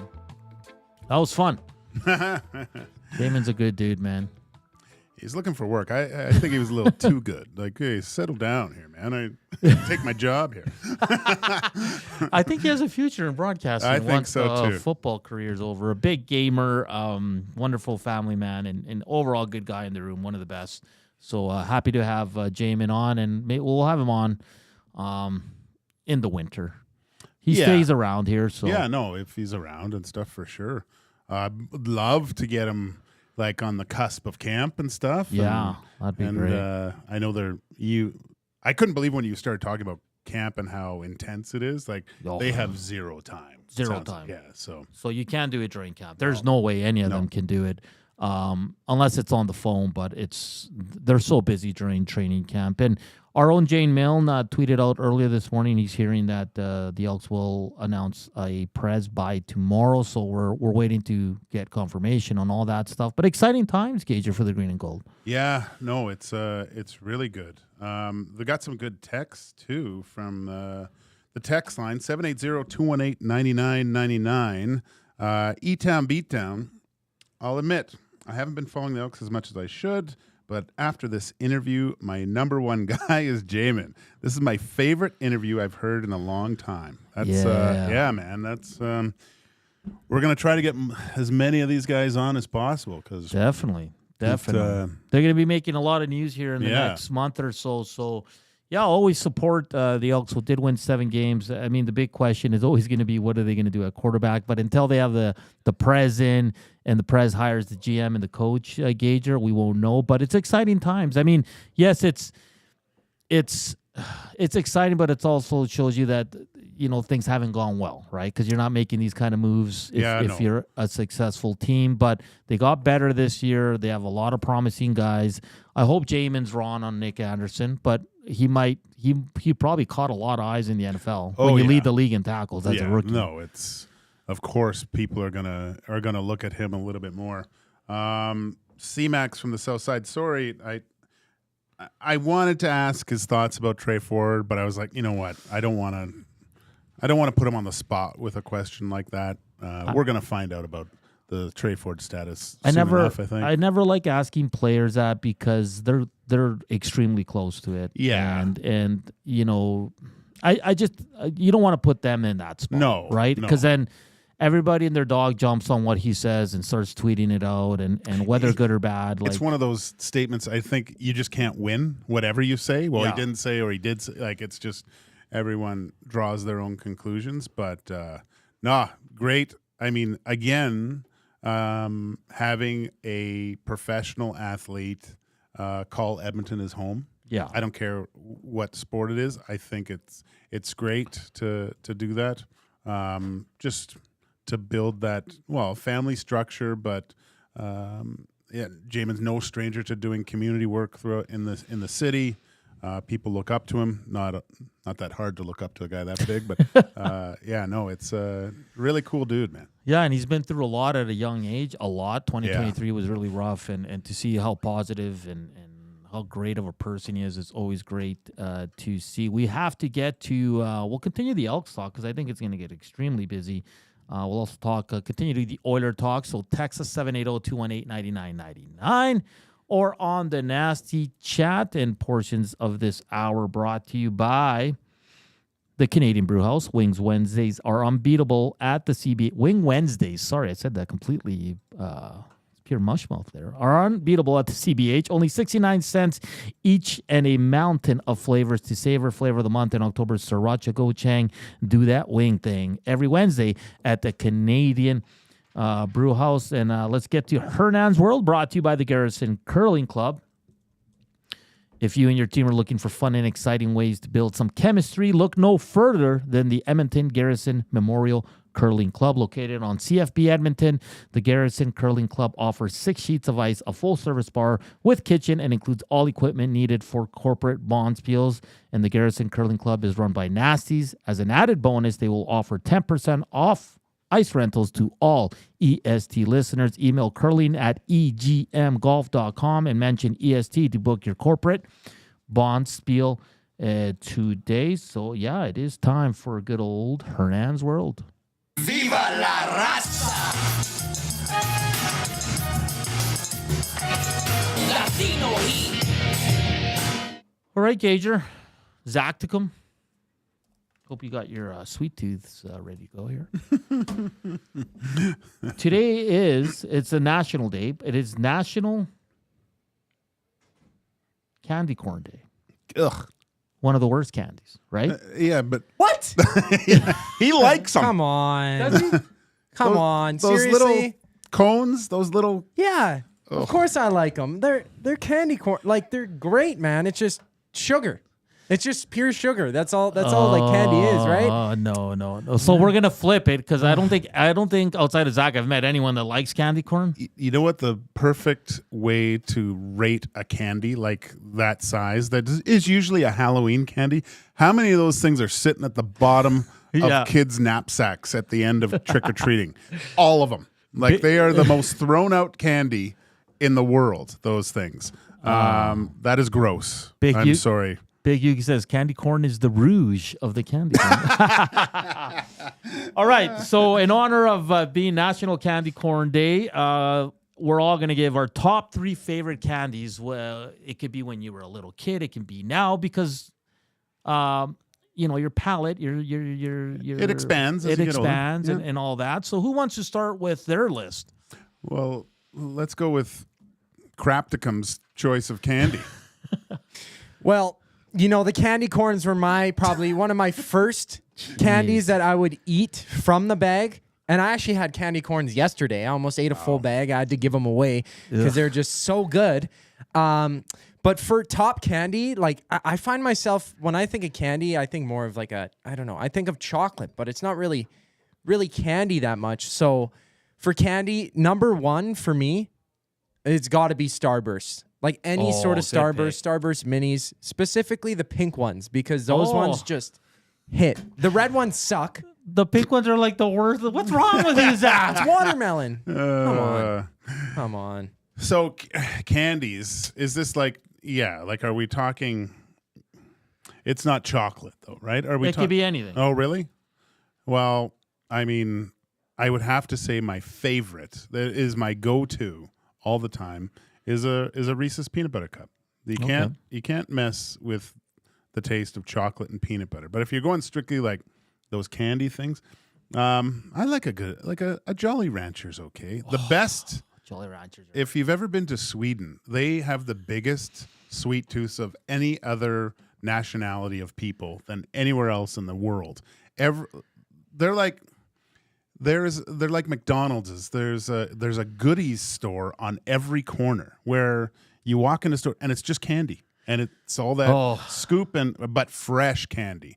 I like the Swedish berries, but I'm a sour keys kind of guy too. So if I'm gonna have to go 1, 2, 3, Reese's peanut butter cup, Jolly Rancher, and sour keys. Okay, so my number one is sours, and usually sour keys, like the jumbo ones. Like I like those assorted sour bags they sell at like 7-Eleven or at a Shell. Like that is like my guilty pleasure is sours. They're bad for me. Oh yeah. But you saw the bags they bring I in know. here. Yeah. So They're all gone. I only had one. Sours for me are number one. It's not close. Zach, what's your other one? Now, I might have to bump the Starburst down then, because I would agree. Anything Reese's, like Reese's Pieces, even those little tiny ones that you just nibble on, like they kind of look like M&Ms or Smarties. Those are the top, like Reese's Peanut Butter Cups. I agree with you there. So now we're on the same page. Okay, we're on the same Finally page, again. And then third is candy. No, I'm kidding. Yeah. No. What would it be? Saltwater taffy. Like genuine, like bougie saltwater taffy. Okay. I got to go with my second. What would it be? Damn, there's too many good ones. It's funny because those candy corns, I know. I'll try them every year. Yeah. Well, now my kids don't trick or treat as much anymore. But I'll try one and see. It's just one of those things. It's once a year, and I'll just go, yep, nope, they still suck. So I'm not a grandpa, but I've liked these since I was a kid, and I still get them. Wine gums. Oh, the good wine gums are just classic, man. I thought you were going to say all sorts for a second. That would have been my fourth pick. Wine gums for me is one of the best candy out there, man. It's good. It's good. The other thing about the Reese's, it's funny because I completely stumbled upon this by mistake, but I grabbed, usually it was Reese's Pieces because I like the peanut butter and chocolate, but I grabbed the red bag of M&Ms, which is M&Ms with peanut butter inside. Yeah. So it's kind of, and they blow the socks off of Reese's Pieces. Those are so good. If I'm going to a movie, I'll stop and get those. Yeah. And then dump those in the popcorn. Wow. So it goes, it gets salty, and then you get an extra treat in there. Yeah. Zach, your last one. Well, you're getting chirped for your first two selections. So. Yeah, right. I never get chirped, but well, I think I said it would be like Reese's and then saltwater taffy, and I think I said Starburst there, but like I'll pick another one because there's too many good ones. I'm looking like I can't lie, Canadian like strict candy isn't good. Rockets, whatever. Those wannabe Skittles or whatever, or sorry, wannabe M&Ms, Smarties, not good. I like my Warheads, but I can't go out and get them. Anything gummy like gummy bear texture, anything like that kind of tastes like whatever is good for me. I just like the texture, so gummy bears. You might not know this, Zach, because you're young. Do you remember the Fizz? Oh, the fizz. Oh, Yeah. those are awesome because they're hard, nice then and they sour. Just, yeah. and they went nuts. That's my third pick. The You know, fizz. I think they still sell them. You got to go to the specialty stores. Sometimes they got those dipsticks. Remember the dipsticks? Yeah. Those were just awful. Okay. Corey B. Cinnamon hearts and hot tamales. Oh my gosh. I guess you like Fireball too, buddy. That's that's too much cinnamon. Do you guys remember Nerds? Nerds. Remember, Yeah. they're still around. They got the nerd ropes. They got the nerd clusters. Where have you been? I They think got that's nerd a flurry. gummies. I think that's a flurry at Mickey D's. You can get a Nerd's flurry. Oh, really? Yeah. Gross. How about the high chews? Those are good. Those are Nope. actually decent. I yeah. tried that. That's not good. The Popeyes candy sticks. Remember those? You pretend you smoke Brenner when you're a little smoking? kid. Yeah. They I felt so stopped. cool. They still have them, don't they? Yep. Oh, yeah. People Yeah. still give them out. Oh man, sitting there because it came in like the packet too. That looked like it was a cigarette carton or cigarette pack too, and you would just sit there. Oh man, You at, can like, always 6 years tell old. what candy you like best if you have kids or whatever, and you go and you're rooting through their bags. The first ones you grab, like Yeah. I'm sniffing out Reese's peanut butter cups like Oh, a truffle yeah. pig and eating those things first. A good lollipop with like gum in the middle is always classic, but it depends on the brand. What was I going to say here? Okay, Twizzlers or Nibs? Where do you lean more? Twizzlers or Nibs? You know, my dad, I remember, he told me this joke because we'd go to movies and we'd buy Twizzlers, and I was young and impressionable. And he goes, I was eating them, and he said to me, "Don't eat too many of those because when they come out, you'll start spinning on the toilet." And I was like, "What?" And that's whatever. I was young and stuff, but that was my joke for years. So Twizzlers. I'd go Twizzlers. I like the Twizzlers. like pure Twizzlers Yeah, or like yeah. the shoelace ones. No, No, the Nibs. Yeah. Not Nibs, Twizzlers. Right. No, what's the other Well, one? the nibs are the little small ones. The Nibs are solid. The Twizzlers no, are but like, you can get them in the same length as Twizzlers, can't you? What are they called? The shoelace ones, where you pull them apart. No. Oh my. I'm not sure what you're talking about now, because they have the ones that are twisty, like they're Twizzlers. They're Nibs. just the Yeah, regular everybody's ones. saying Nibs. They are nibs, Yeah, but Nibs. They're depends nibs. on the day. But I don't know. Flip a coin. Most days it'd be Twizzlers. They're both good. Yeah. We're getting a lot here. Let me see here. Ooh, I like this one from Dak Dad. Duck Mom lives for wine gums. I don't get it. Hambone says wine gums are really old jubes that you can't chew. Fizz Pops were another classic. Lars says Skittles are delicious but brutal on the choppers. Yeah, I'm not a big Skittles guy, man. I'll go down. I like the. Have you tried the sour Skittles? Yeah, those are anything sour is good. That's good. The man. sour Starburst that they don't sell anymore was classic. Absolutely classic. Oh, Zedmo, the Kraft chocolate caramels. Yeah, just the little squares. Solid. The Werthers. I think someone mentioned Werthers. Those are usually that's only around Christmas time. Those butterscotch ones, right? Penner's Pancakes. Sour Gushers are also up there. Pop Rocks. Tango says Smarties don't taste the same as they used to. Yeah, I like this one. I think it's where'd it go? The fake darts with the Popeyes. Yeah. I think every kid did that. Yeah. Now, did you guys? Gobstoppers. Oh, those are killer. Those would kill my jaw. Like 11 years old, it would just be pure jaw pain if I had a whole pack of those or anything. But were you guys? Did you guys ever have those juicy drop pops, or was that was more my kind of thing? You had like a stick of candy, and then you had the dropper where you drop the sugary juice on it. Yeah, I think my kids had that. So good. I like how you're saying, did you guys have as a kid? Jeez, Zach. Well, genuine question. I don't know. Raider Jesse, Nibs are good. Twizzlers, a.k.a. Red Vines, are all gross AF. Lots of fizz, Hernan. For Zach, the pink is strawberry. Literally just had this Penner's Pancakes. I thought it was watermelon. Lars, why jawbreakers?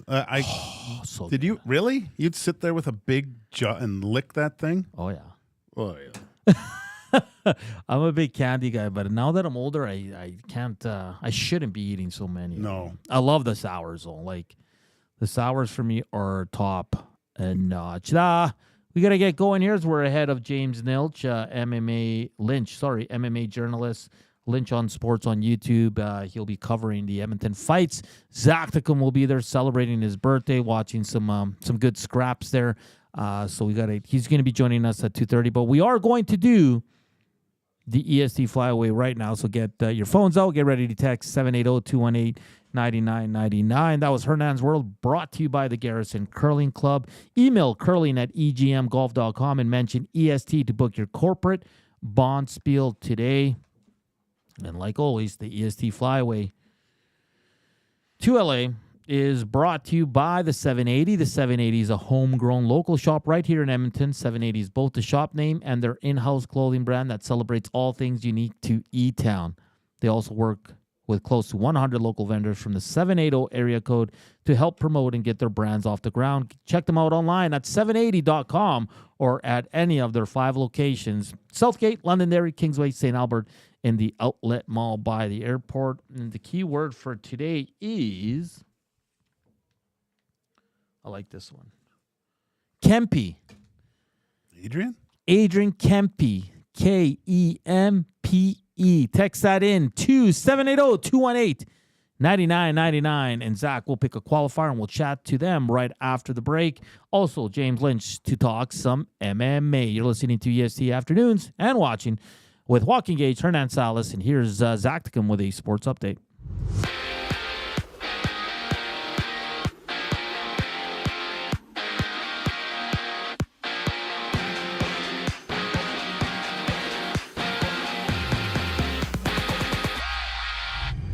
Connor McDavid will miss 2 to 3 weeks after suffering an ankle injury midway through Monday's game against the Blue Jackets. He twisted his ankle while falling into the boards, immediately heading down the tunnel after the play. And the NHL has 6 games on tap, including the Red Wings facing the Jets, the Flames in Utah to take on the Hockey Club, while the Canucks duke it out with the Devils. In the CFL, the Stampeders have announced the release of Mark Killam, Brett Monson, and Joanne Simpson from their coaching staff. And as per Adam Scheffner, the Carolina Panthers will have Bryce Young as the starter, keeping Andy Dalton to the bench this week. And for the Raptors, Scotty Barnes has been diagnosed with a right orbital bone fracture after taking an elbow Monday night against the Nuggets. Barnes will be reevaluated in 3 weeks, meaning he'll miss at least 11 games for the team. The Raptors are on the court today with the Hornets, while the Celtics meet the Pacers, the Nets play the Grizzlies, and the Spurs battle the Thunder. And it's the Dodgers with their second chance to knock off the Yankees in the World Series to become MLB champions. Right after the break, we ring up our qualifier for the EST Flyweight to LA. I'm Zachary Kubusch, keeping you up to date.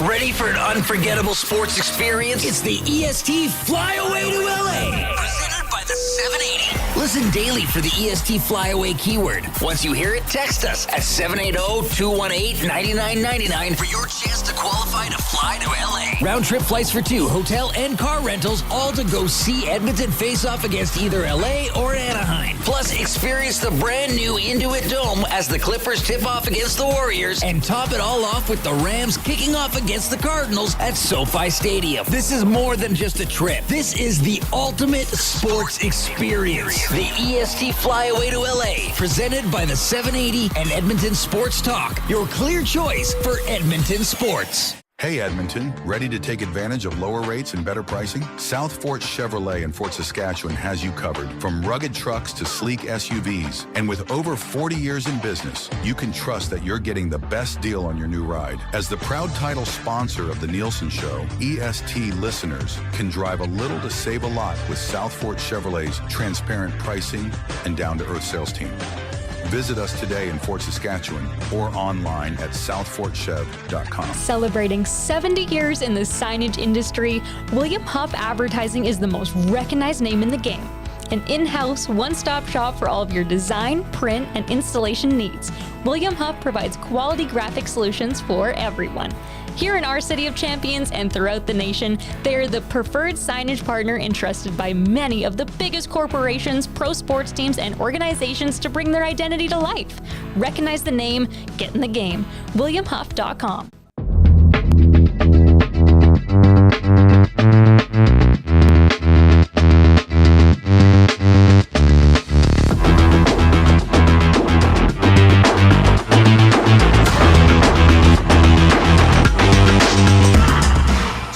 6:26. Welcome back to EST Afternoons here on Edmonton Sports Talk. We're coming to you live from the William Huff Studios here in the west end of the city. Expecting some big Elks news starting tomorrow, I think, Gager, and then we'll trickle into the Grey Cup. Well, I think they have to take a break for the Grey Cup. I think it's like a window where you can't announce much, but it's going to be busy for the Green and Gold, and we're excited to hear what's going to go down, who's going to be the new president, all that. So just waiting on more information regarding that stuff. So should be a good time. Zach's just working on on getting our qualifier. My sister just texted me. She goes, tired because I was yawning coming back. Oh, really? And then Penner's Pancake goes, Hernan putting in the overtime. That's my middle name, man. Hernan O.T. Salas here. Iwanik's got me doing everything. No, I'm just kidding. I don't work. I'm probably the least hardest worker here at EST. I'd put Iwanik number 1, Dusty number 2, and Reed Wilkins number 3.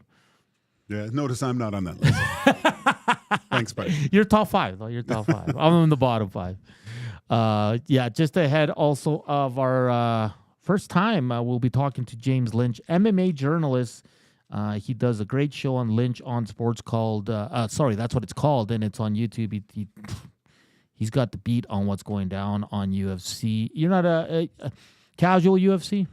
Yeah, I mean, I was into it back in the day where I would guess when Brock Lesnar was kind of there, it was kind of the changing of the guard. Zach's kind of talked about how at that point the talent pool wasn't as vast. I found myself more drawn towards boxing for my contact sports. Yeah. But some of these guys, now that you look, they're making names for themselves and stuff. So I'll probably have to take a little bit more interest now with our producers. So I don't want him to get me in the pretzel hold. Yeah, I don't know if you. Yesterday they had the boxer. I'm sorry, her name escapes me right now. Alexis Kubicki. She was awesome. Yeah. And the belts were in the house. That was pretty cool, man. Was cool. I wanted to put one like, I know. I felt bad, though. I didn't want to get knocked out. Well, it was kind of like handling the Stanley Cup. You're not supposed to. I was like, I don't deserve to be touching this thing. No. You got to take a few upside the melon to grab this. And she had 2 of them for crying out loud. So actually looking forward to that night because it looks like the whole EST crew might show up for those fights.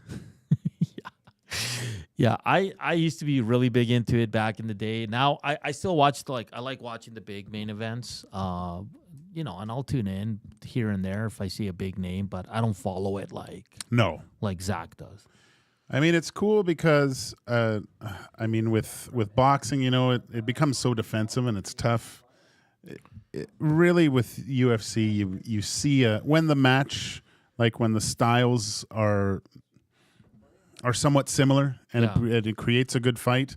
They can be quite exciting, and you kind of really know who won the fight at the end, even if you're scoring at home, so to speak. Sometimes with boxing, it's like I don't know who won that thing. Yeah, boxing, and I don't mind boxing, to be honest. I love boxing. Yeah, it's taking a back seat. It's getting to the point. I mean, the biggest name is probably Canelo Alvarez right now in boxing, and he's a beast. Yeah, he's walking through everyone except Dimitri Bivol, I think his name was.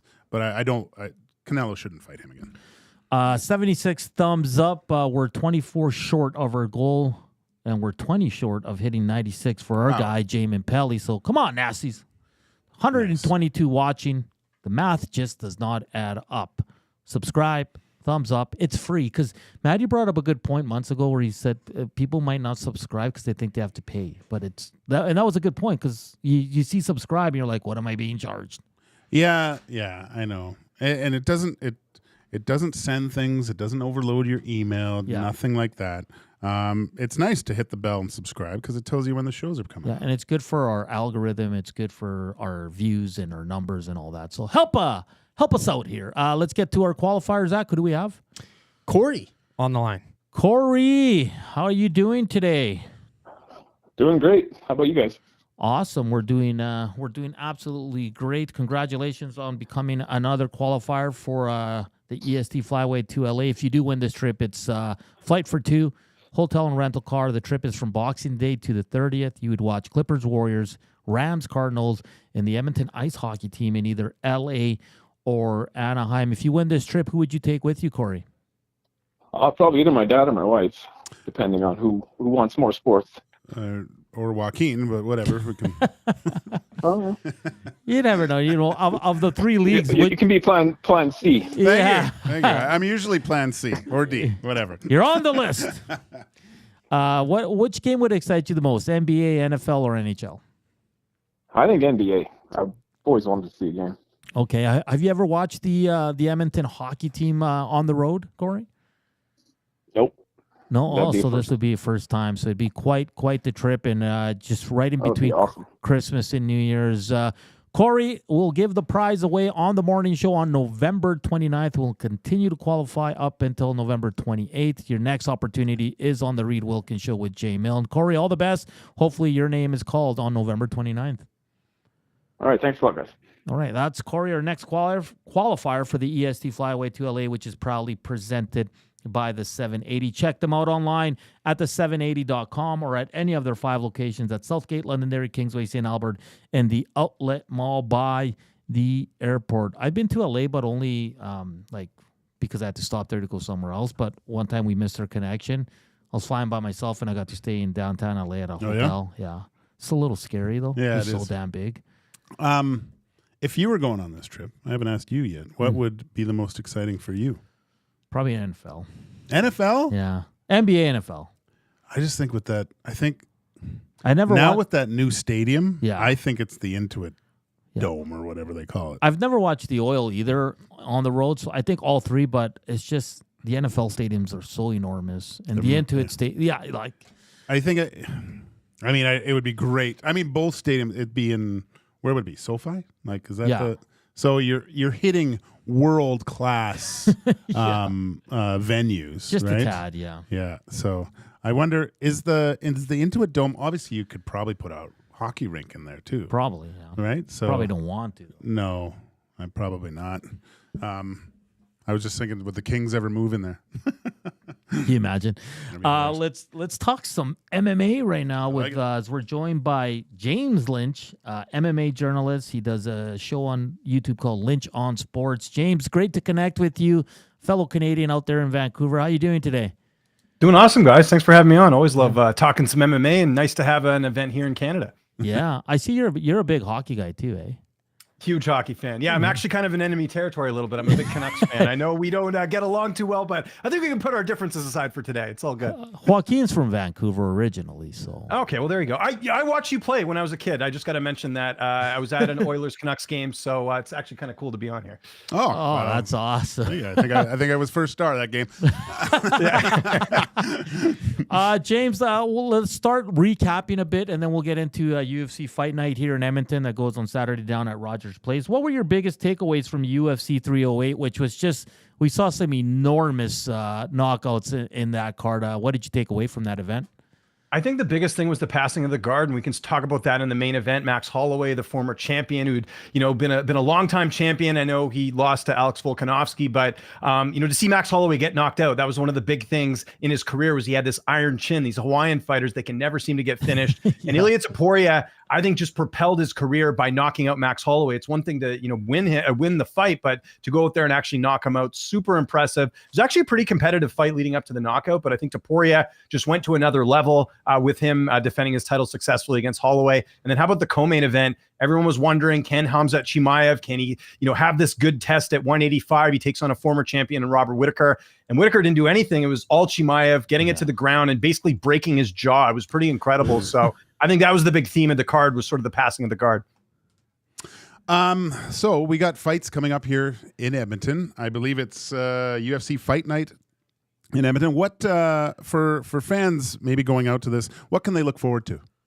Oh, there's a lot of good things. Well, we can start in the main event. Brandon Royval, the former flyweight champion, lost his title last year, kind of looking to get some redemption and get back to that prominence of being a title holder.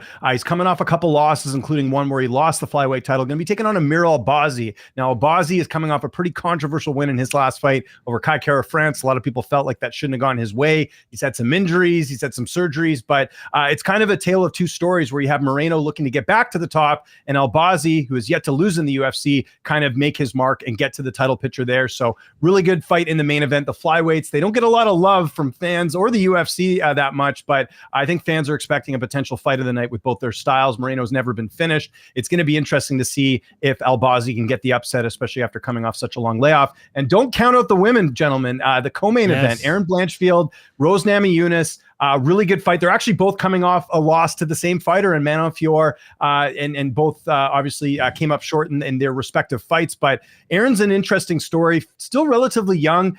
Just has the one setback there against Manon Fior. Rose Namajunas, a former strawweight champion. She's moved up to 125. Done okay in that weight class, but it's a good chance here for Erin Blanchfield to, sort of break through here. I don't think we've even seen the best version of Erin yet, so good test for her taking on a former champion in Rose. And I have a hard time seeing Erin Blanchfield lose back-to-back fights, so that's great. And then obviously we got all the Canadian content on the card. This is a Canadian heavy card, and a little hockey connection. I'm sure you guys know this. Mike Malott, who's on this card, his brother Jeff is in the LA Kings system, so a little bit of a hockey connection here too. Jeff Malott, go look him up. He plays for the Ontario Reign of the AHL. We had Rose. I'm going to get her last name. Namajunas. Yeah, I'm picking up the slack. There you In go. thank you, buddy. Yeah, we had her in studio. What a few months weeks, ago. A few months ago. Yeah. What's her strengths as a UFC fighter? Because it's one thing to meet these guys, and then you see them actually do their things, and it's just amazing. But what would you say? What's her strengths going into this fight? She's got incredible striking. She's the only woman to, knock out Joanna Jacek. I shouldn't say that. Second woman to do it, but first one to actually knock her out in her career. And if you look up the accolades and the resume of Joanna Jacek, that's extremely impressive. So Rose was sort of, considered one of the best fighters in the world at one point. She's had some setbacks, had a really bad fight with Carla Esparza, then decided to move up a weight class. But I think what fans can expect is, someone that is, trying to find new life in a new weight class. She was the champion at 115. She's moved up to 125, looked like she was headed towards a title shot, but then lost that key fight to Manon Fior in her last one. I think fans can expect, a good fight between a striker and a grappler. Erin's got a great ground game, so we'll see if Rose is able to stuff those takedowns. But, maybe not the most notable names here, but in terms of Rose and Erin, but I'm telling you, this is going to be a really high quality fight for the flyweight division. And it kind of looks like Valentina Shevchenko is going to fight Manon Fior next as far as a title picture, but the winner of this fight could be pretty close after that potential fight that's going to be coming up, I think, next year.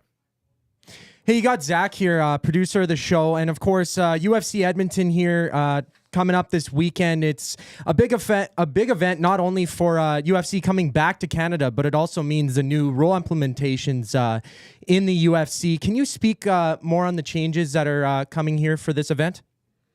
As far as the rule changes, you mean, or are you talking just in general, like them coming back to Canada?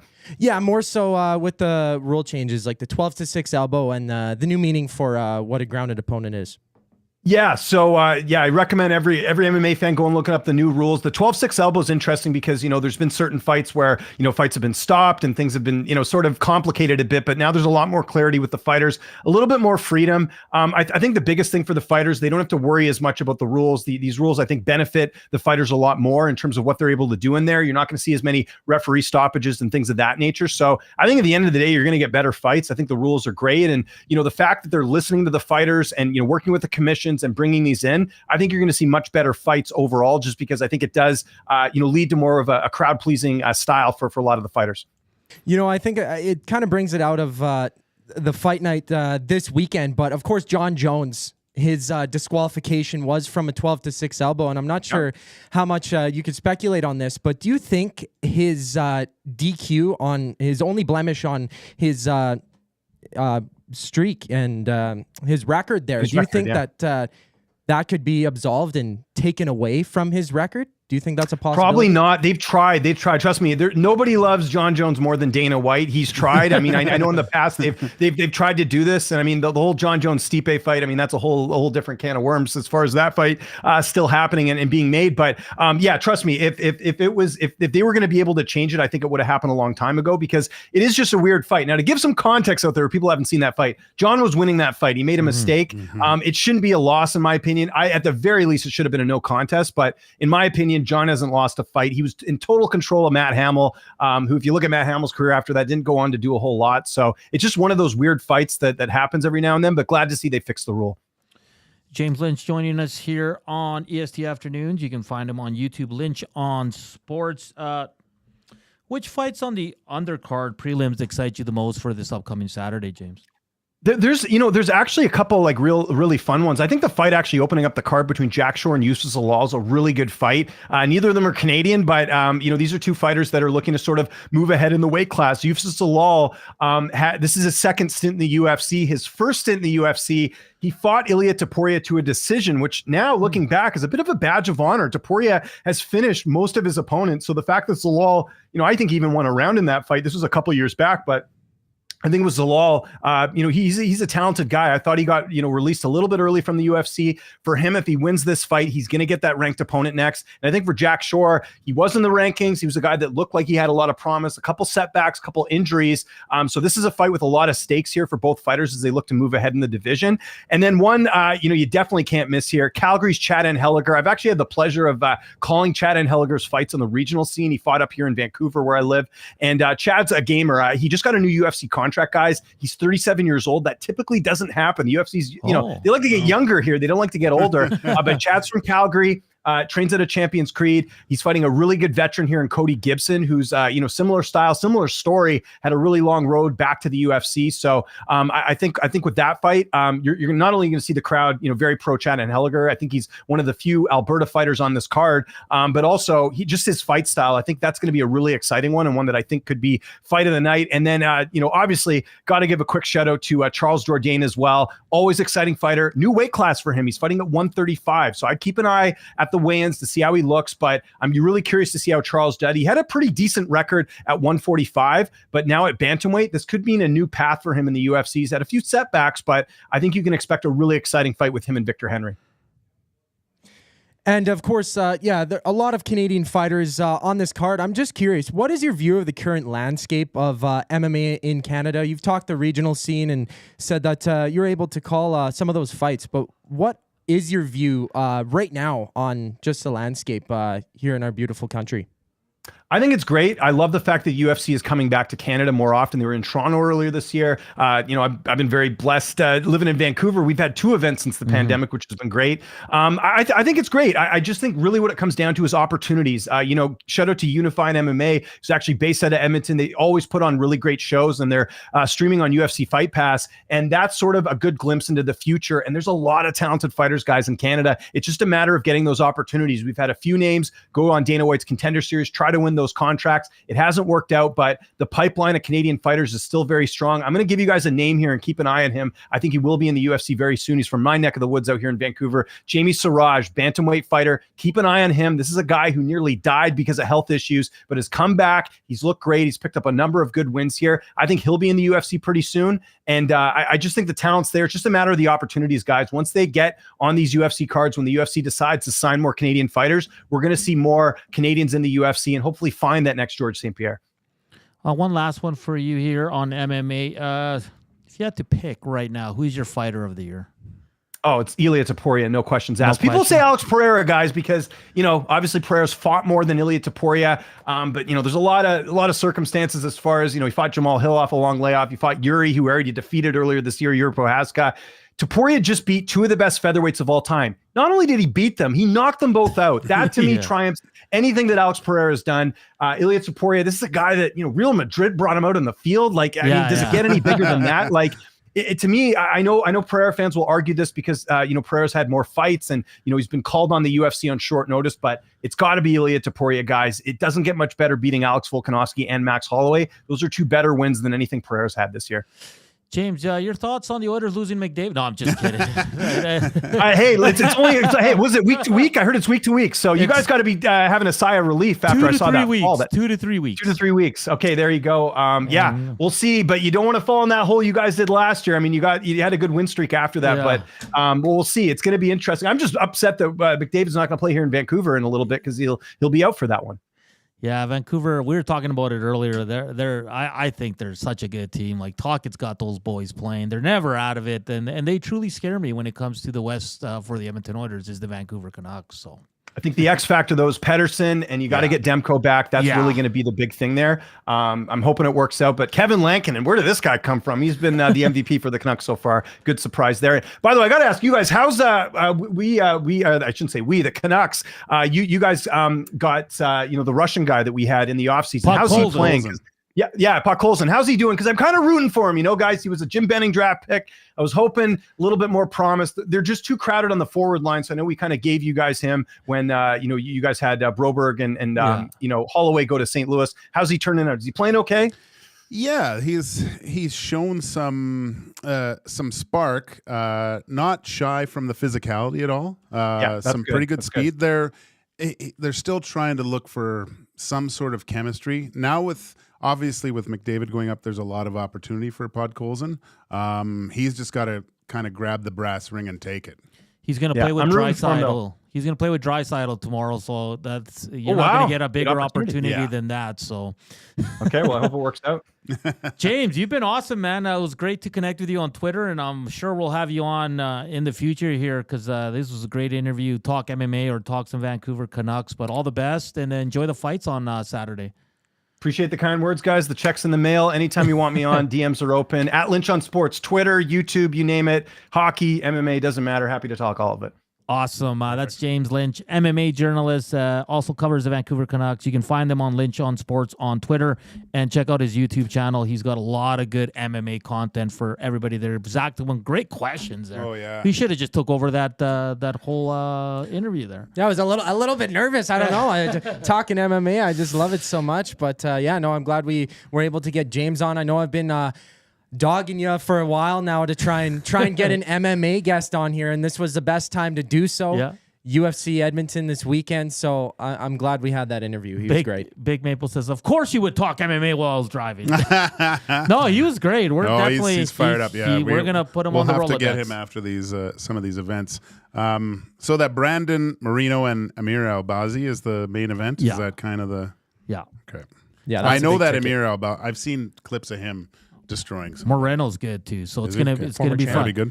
But we got to get to a quick break here. We'll come back to close out the show and set you up for the Reed Wilkins Show with J-Min. We'll also do this day in sports history here on EST Afternoons. Joaquin Gage, Hernan Salas. But coming up next, it's a sports update with Zachticum.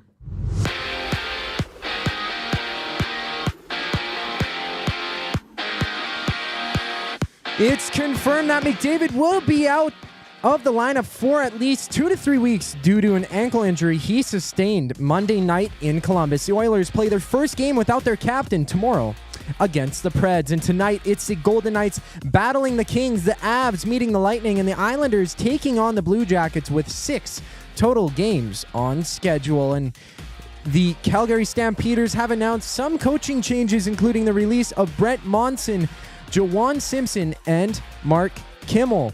Scotty Burns will be out at least 11 games for the Raptors after suffering a fractured orbital bone in the right side of his face. He suffered the injury after absorbing an elbow Monday night and is expected to be back in mid-November. The Raptors are in action when they tip off against the Hornets with 11 games on tap in the NBA. And it's the Yankees trying to fight their way back in the series, down 3-1 in the World Series against the LA Dodgers. Just after the break, it's the final segment of EST Afternoons. I'm Zachary Kubusch, keeping you up to date. You want the heavy hitters on your team, both on and off the ice. If you've been injured in a car accident, call the heavy hitters of injury law. James H. Brown and Associates, Alberta Injury Lawyers. With over 200 years of combined injury law experience, their precedent-setting lawyers are ready to help. Locally owned and proud Edmonton Oilers fans, James H. Brown and Associates wants to support you with their unrivaled experience, unrivaled results, and unrivaled commitment. When accidents happen, head to jameshbrown.com. 780 is just another lame-ass, low-budget local shop. Homegrown right here in Edmonton. 780 is both the shop name and their in-house clothing brand that celebrates all things unique to E-Town. They also work with close to 1,000 local vendors from the 780 to help promote and get their brands off the ground. Check them out online at 780.com or at any of their 5 locations at Southgate, Londonderry, Kingsway, St. Albert, and the Outlet Mall by the airport. Looking for a winning strategy for your retirement? Contact me, Joaquin Gage at K4 Financial, where expertise meets dedication. I will always look for a careful approach to your retirement, ensuring your financial future is secure. From tailored strategies to clear, actionable advice, I'm here to guide you every step of the way. Don't leave your future to chance. Get in touch with me, Joaquin Gage, today at k4financial.ca or email joaquin.gage@k4financial.ca to start planning for a brighter future and a more secure retirement.